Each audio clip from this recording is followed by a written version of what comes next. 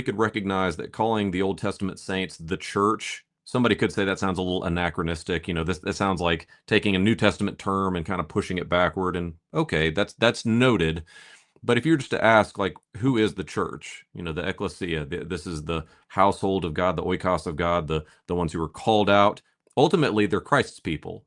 That's who the church ultimately is. So if you look back to the Old Testament, you say, okay, we've got this guy named Abraham, Abram slash Abraham, and God calls him. Is he part of the church? Well, you could push back and say, well, technically, maybe not, because he's in the Old Testament. That word's not used. But was he a man saved by grace through faith? Well, yes, he was. Paul makes sure to emphasize that in Romans.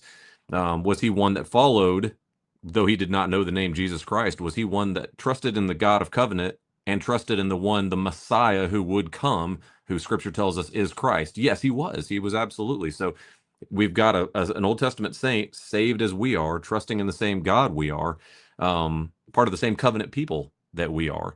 That's why the New Testament, when it talks about Abraham, it calls him our father, which is a tremendous statement, by the way. He's not just the father of the Old Testament saints. He's the father of the New Testament church, because we're all part of this one cohesive people.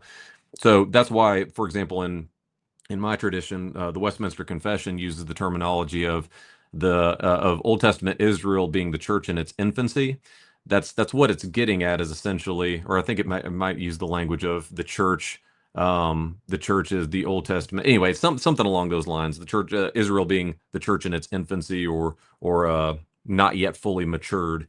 That's what it's angling at. There is not to slight Old Testament saints, but to say, look, they're operating with some types and shadows. There's still a little bit of a veil there, and yet they're part of that same people that we see flourish and blossom in the New Testament with the coming of Christ.